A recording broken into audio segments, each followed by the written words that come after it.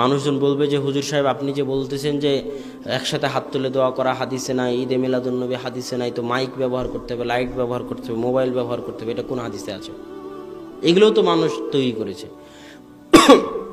ওটা বোঝানোর জন্য আপনাকে এই মূলনীতিটা বলতেছি, এটা আপনাকে বুঝতে হবে।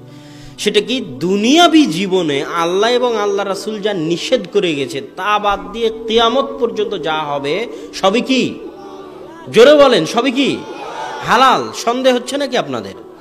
সন্দেহের কোনো অবকাশ নাই।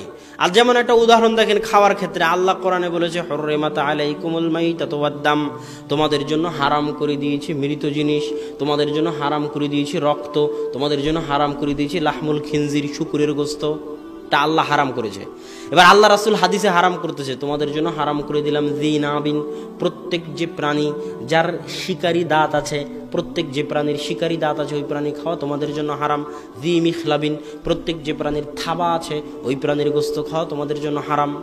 প্রত্যেক যে প্রাণী ময়লা খাদ্যদ্রব্য অপবিত্র জিনিস ভক্ষণ করে তারা গোশত খাওয়া তোমাদের জন্য হারাম। সেবাউন, প্রত্যেক যে প্রাণী হিংস্র সেই প্রাণীর গোশত খাওয়া তোমাদের জন্য হারাম। এগুলো সব কে হারাম করলো? আল্লাহ রাসূল। তাহলে আল্লাহ রাসূল যা হারাম করলেন তার সমষ্টি দাঁড়ালো কি? তার সমষ্টি দাঁড়ালো মৃত জিনিস, রক্ত, শুকুরের গোশত, থাবাওয়ালা পশু, শিকারী দাঁতওয়ালা পশু, হিংস্র পশু, অপবিত্র জিনিস ভক্ষণ করে এমন পশু, এদের সবকিছুর গোশত খাওয়া কি হারাম। এখন কিয়ামত পর্যন্ত এগুলোর বাইরে, আল্লাহ রাসূলের যুগে পোলাও ছিল, হায়দ্রাবাদি বিরিয়ানি ছিল, চিকেন বার্গার ছিল, বিফ বার্গার ছিল, ছিল নাকি? কিছুই ছিল না। কিয়ামত পর্যন্ত আরো যত খাবার আবিষ্কার হবে যার মধ্যে এগুলো থাকবে না, সব কি হবে? হালাল হবে। মানুষ যত বানাতে পারে পারাক, কোনো সমস্যা নেই। এগুলো না থাকলেই হলো। আল্লাহ এবং আল্লাহ রাসূল যা নিষেধ করে গেছেন তা না থাকলেই হলো। তা বাদ দিয়ে কিয়ামত পর্যন্ত তুমি আবিষ্কার করে ভর্তি করে দাও দুনিয়া, কোনো আপত্তি নেই, খাও, সব হালাল। শুধু এগুলো না থাকলেই হলো, সবই হালাল, এগুলো না থাকলে হলো। এটা হলো দুনিয়ার ক্ষেত্রে নিয়ম। ব্যবসা বাণিজ্যের ক্ষেত্রে আল্লাহ রাসূল যা নিষেধ করে গেছে তা বাদ দিয়ে যত ব্যবসা দুনিয়াতে আবিষ্কার হবে করো, যত আবিষ্কার করতে পারো, সব ব্যবসা হালাল। আল্লাহ এবং আল্লাহ রাসূল যা নিষেধ করে গেছে তা থাকা হবে না, সুদ থাকা হবে না, ধোঁকা থাকা হবে না, যত নিষেধ করে গেছে সেগুলো বাদ দিয়ে বাকি যা থাকবে সব হালাল। এটা কিসের ক্ষেত্রে গেল? কথা বলেন, কিসের ক্ষেত্রে গেল? দুনিয়ার ক্ষেত্রে। এবার ইবাদতের ক্ষেত্রে সম্পূর্ণ উল্টা, সম্পূর্ণ উল্টা। ইবাদতের ক্ষেত্রে আল্লাহ এবং আল্লাহ রাসূল যা বলে গেছেন, যা করে গেছেন, তাদের মৃত্যু, আল্লাহর রাসূলের মৃত্যুর পরে আল্লাহর বলে যাওয়া কোরআন থেকে আল্লাহর রাসূলের বলে যাওয়া হাদিসের বাইরে সরিষা সম পরিমাণ, চুল পরিমাণ, বিন্দু পরিমাণ আমি যদি ইবাদতের মধ্যে বৃদ্ধি করি তাহলে সরিষার নাম হবে বেদাত, ওই চুলের নাম হবে বেদাত, ওই বিন্দু পরিমাণ বৃদ্ধির নাম হবে বেদাত। আপনি যতই বলেন যে এটা ভালো আমল, তাহলে আমি আপনাকে বলবো সারা পৃথিবীর সব হুজুর এক জায়গায় হলো। ইমাম বুখারী, মুসলিম, আবু দাউদ, নাসাই, তিরমিজি, আবু হানিফা, শাফি, মালিক, হাম্বল, আরও বর্তমান পৃথিবীতে দেওবন্দির হুজুর, বেরলভীর হুজুর, আহলে হাদিসের হুজুর, সারা পৃথিবীর সব হুজুর এক জায়গায় হয়ে বলতেছে সালাত আদায় করা ভালো কাজ। প্রত্যেক দিনই যখন জোহরের সালাত 4 রাকাত করে পড়তেছি তখন জুমার দিন আর 2 রাকাত পড়বো না, জুমার দিনও 4 রাকাত পড়বো। সালাত আদায় করা কি খারাপ কাজ? বলেন, সালাত আদায় করা কি খারাপ কাজ? আমি যদি 2 রাকাত বেশি সালাত আদায় করি সমস্যা কি? সমস্যা কি? এটাই বেদাত। একটা সিজদাও যদি বাড়াস বেটা, তো একটা সিজদাও বেদাত হবে। আর ওই একটা সিজদা তোকে জান্নাতে নিয়ে যাও দূরের কথা, টেনে জাহান্নামে নিয়ে যাবে। অনেক ভয়াবহ জিনিস বেদাত, মানুষকে আমরা বুঝাতে ব্যর্থ।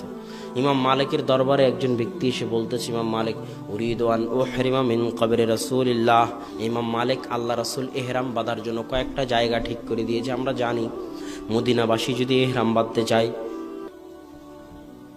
এটা হলো মদিনা, মদিনাবাসী যদি ইহরাম বাঁধতে চায় এটা হলো মক্কা, মদিনাবাসী যদি ইহরাম বাঁধতে চায় মদিনা থেকে 10 কিলোমিটার দক্ষিণে একটা জায়গা আছে জুলহুলাইফা, ওখান থেকে ইহরাম বাঁধতে হয়, ইহরামের কাপড় পরতে হয়, তালবিয়া পড়তে হয়। ইমাম মালিক, আমি ইহরাম বাঁধতে চাচ্ছি আল্লাহর রাসূলের মসজিদ থেকে, যেটা পৃথিবীর দ্বিতীয় শ্রেষ্ঠ মসজিদ, কাবার পরে শ্রেষ্ঠ মসজিদ, ওই মসজিদ থেকে আল্লাহর রাসূলের কবরের পাশ থেকে ইহরাম বাঁধতে চাচ্ছি। তখন ইমাম মালিক বলতেছে, আরাকান তাকা ফিল ফিতনা, আমি দেখতেছি তুমি ফিতনার মধ্যে পড়ে যাচ্ছ। তখন ওই ব্যক্তি বলতেছে আমাদের সমাজের হুজুরের মতো, আইয়ু ফিতনাতিন হাদিহি, আপনি কিসের ফিতনার কথা বলতেছেন? ইল্লা আন আজিদা আমি আলান, আমি যদি জুলহুলাইফা পার হয়ে চলে যেতাম তাহলে না হয় ফিতনা, এটা বুঝলাম। আমি তো জুলহুলাইফা পার হইনি, তাও আবার আল্লাহর রাসূলের মসজিদ, এত মহান জায়গা, এত বড় জায়গা, দামি মসজিদ, আবার আল্লাহ রাসূলের কবরের পাশে, ওখান থেকে ইহরাম বাঁধবে, আবার ফিতনা কি? আপনিও যদি হজ করতে যান দেখবেন শাহজালাল বিমানবন্দর থেকে সব ইহরামের কাপড় বেঁধে আছে, এখান থেকেই তালবিয়া পাঠ করতেছে। ওদেরকে যদি বলেন যে আপনার ইহরামের জায়গায় ইয়ালামলাম, আপনি ওখান থেকে তালবিয়া পাঠ করবেন, আপনি এখানে কেন? তবে আরে বাবা, আমি তো ইয়ালামলাম পার হয়ে যাইনি, 1000 কিলোমিটার দূরে ঢাকায় বসে করতে, এর মধ্যে আবার ফিতনা কি? একই প্রশ্ন করবে, যেই প্রশ্ন ওই ব্যক্তি 1200 বছর আগে ইমাম মালিককে করেছে।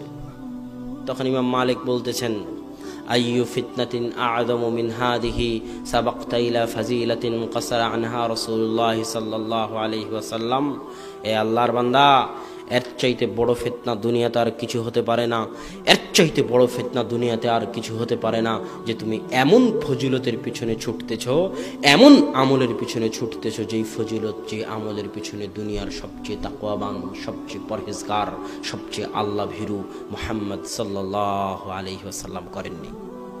এর চেয়ে বড় ফিতনা হতে পারে না। এই জিনিসটা দুইভাবে ফিতনা। এক, তুমি আল্লাহ রাসূলকে দুইভাবে অপমান করতেছো।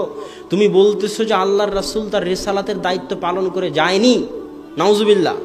আর তুমি বলতে চাচ্ছ তুমি আল্লাহ রাসূলের চেয়ে বেশি পরহেজগার, নাউজুবিল্লাহ। আল্লাহ রাসূলের যুগে এরকম মানুষ ছিল। 3 জন ব্যক্তি আল্লাহ রাসূলের বাড়িতে গিয়ে বলতেছে আল্লাহ রাসূলের ইবাদত কি বলেন। তো আল্লাহ রাসূলের স্ত্রীরা বলছে ইয়াসুমু ওয়া ইফতার, আল্লাহ রাসূল সিয়াম পালন করেন, আল্লাহ রাসূল সিয়াম ভাঙেন। ইয়াকুমু ফিল লাইলি ওয়া ইয়ানাম, আল্লাহ রাসূল রাত্রে তাহাজ্জুদ পড়েন, রাত্রে ঘুমান। আল্লাহ রাসূল বিবাহ করেছেন, তার স্বামী, তার স্ত্রী, পুত্র, সন্তান, সন্ততি সবই আছে। তখন ওই ব্যক্তিগুলো বলতেছে যে আল্লাহ রাসূলের আগের গুনাহ মাফ হয়ে গেছে, পরের গুনাহ মাফ হয়ে গেছে, আল্লাহ রাসূলের অল্প ইবাদতে চলবে, আমাদের চলবে না, নাউজুবিল্লাহ। তখন একজন বললো যে আসুমু ওয়ালা উফতির আবাদা, আমি আজীবন সিয়াম রাখবো, সিয়াম ভাঙবো না। আর একজন বলছে আমি সারা রাত ঘুমাবো না, সারা রাত তাহাজ্জুদের সালাত আদায় করবো। আর একজন বললো আমি আজীবন বিয়ে করবো না। আল্লাহ রাসূল তাদেরকে খুঁজে বের করে বলছেন আকুল তুম কাদা ওয়া কাদা, আরে তোমরাই কি তারা যারা এই কথা বলেছো? তো বলে হ্যাঁ আমরাই তারা। তখন আল্লাহ রাসূল বলেন ওয়াল্লাহি লা আন্নী আখশাকুম ওয়া আতকাকুম লিল্লাহ, জেনে রাখো আল্লাহর কসম করে বলতেছি, আল্লাহর কসম করে বলতেছি, আমি মুহাম্মদ আসমানের নিচে জমিনের উপরে সবচেয়ে আল্লাহ ভীরু, সবচেয়ে তাকওয়াবান, সবচেয়ে পরহেজগার। আমি সিয়াম পালন করি, সিয়াম ভাঙি, আমি বিবাহ করেছি, আর আমি রাত্রে সালাত আদায় করি, রাত্রে ঘুমাই, এটা আমার সুন্নাত। যে আমার সুন্নাত থেকে মুখ ফিরিয়ে নিবে সে আমার উম্মতের অন্তর্ভুক্ত নয়। যত বড় হুজুর হোক, যত বড় ইমাম হোক, যত জ্ঞানী হোক, যত পাগড়িওয়ালা হোক, যে আল্লাহ রাসূলের ইবাদতকে ছোট মনে করে নিজে থেকে ইবাদত আবিষ্কার করতে চাইবে, সে আল্লাহ রাসূলের উম্মতের অন্তর্ভুক্ত হতে পারবে না। কিয়ামতের মাঠে আল্লাহ রাসূল তাকে সহকান সহকান সহকান লিমান গায়্যারা বাদি, দূর হও, দূর হও, দূর হও, যে আমার পরে আমার দিনের মধ্যে পরিবর্তন করেছো, সই ঢুকিয়েছো, সরিচা ঢুকিয়েছো, এদের আজকে হাউজে কাউসারের পানি পান করার ভাগ্য হবে না, দূর হয়ে যাও। অতএব সম্মানিত উপস্থিতি, বেদাত অনেক ভয়াবহ জিনিস। আমাদেরকে শিরক থেকে বেঁচে থাকতে হবে, বেদাত থেকে বেঁচে থাকতে হবে, সুন্নাতের উপর আমল করতে হবে, তাওহীদের উপর আমল করতে হবে। যে জায়গায় সবচেয়ে বেশি বিভ্রান্তি হয়, আহলে হাদিসরা বেদাত বলতে বলতে বলতে বলতে ইবাদত করার কোনো ইবাদতই রাখেনি, বলে না, বলে না। আরে 20 রাকাত সালাত আদায় করবো তারাবির, সেটাকেও এরা বাদ দিয়ে দিল। একসাথে হাত তুলে দোয়া করবো, সেটাও বাদ দিয়ে দিল। বাদ দিতে দিতে দিতে দিতে ইবাদত করার মতো কোনো ইবাদতই নাই, বলে না, বলে না। তাদেরকে বলেন যে ভাই আপনি সারা কোরআন খুঁজেন তো, সারা কোরআনে আল্লাহ কোথায় বলেছে যে আমি দেখতে চাই তোমাদের মধ্যে কে বেশি আমল করে? আপনিও খুঁজবেন সারা কোরআন, যে সারা কোরআনে আল্লাহ কোথাও বলেছে নাকি যে আমি দেখতে চাই তোমাদের মধ্যে কে বেশি আমল করবে? কোরআন খুঁজেন, সারা কোরআন খুঁজে দেখবেন আল্লাহ যেখানে আমলের কথা বলেছে ওখানেই বলেছে মান আমিলা আমালান সালেহ, যে সৎ আমল করবে। আল্লাহ বলেনি যে অধিক আমল করবে, আল্লাহ বলেছে যে সৎ আমল করবে। আইয়ুকুম আহসানু আমালা, আল্লাহ পরীক্ষা করতে চান কে তোমাদের মধ্যে উত্তম আমল করেন। আল্লাহ বলেননি কে তোমাদের মধ্যে অধিক আমল করেন। সারা কোরআন খুঁজেন। আমার চ্যালেঞ্জ, আপনি আমার কথা কেন বিশ্বাস করবেন? কোরআন খুঁজে দেখেন। আল্লাহ সব জায়গায় যেখানে আমলের কথা বলেছেন ওখানে কি আমলের কথা বলেছেন? সৎ আমল। কি আমলের কথা বলেছেন? উত্তম আমল। সৎ আর উত্তম। তুমি যে 1000 রাকাত সালাত আদায় করো বেটা, আর এই 1000 রাকাত সালাত যদি উত্তম না হয়, যদি সৎ না হয়, তো এই 1000 রাকাত সালাত জান্নাতে নিয়ে যাও দূরের কথা, জাহান্নামে নিয়ে যাবে। আর যদি একটা সিজদাও সৎ আর উত্তম হয় তো একটা সিজদাই জান্নাতে নিয়ে যাবে। সৎ উত্তম কেমনে হয়? দুটো শর্ত থাকলে সৎ উত্তম হয়। এক, ইখলাস থাকতে হবে, আল্লাহর সন্তুষ্টির জন্য হতে হবে। দুই, আল্লাহ রসুলের সুন্নাত অনুযায়ী হতে হবে।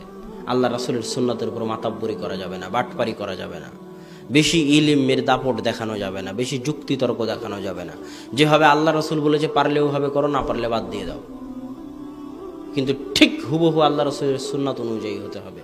আর ইখলাস আল্লাহর সন্তুষ্টির জন্য হতে হবে। এই দুটার একটা শর্ত যদি ছুটে যায় তাহলে আমল যত বেশি হোক, দেখতে যত ভালো লাগুক, দেখতে যত সুন্দর মনে হোক, ওই আমল জান্নাতে নিয়ে যাওয়া তো দূরে থাক, ওই ভালো আমলটা জাহান্নামে যাওয়ার কারণ হয়ে যাবে। অতএব সম্মানিত উপস্থিতি, আমাদেরকে শিরক, বিদআত, তাওহীদ, সুন্নাত সম্পর্কে জ্ঞান হাসিল করতে হবে। আল্লাহ সুবহানাহু ওয়া তাআলা আমাদের শিরক থেকে বেঁচে থাকার, বিদআত থেকে বেঁচে থাকার তৌফিক দান করুক, আল্লাহুম্মা আমিন। আর আল্লাহ সুবহানাহু ওয়া তাআলা আমাদেরকে সুন্নাতপন্থী হয়ে, তাওহীদপন্থী হয়ে জীবন পরিচালনা করার তৌফিক দান করুক, আল্লাহুম্মা আমিন।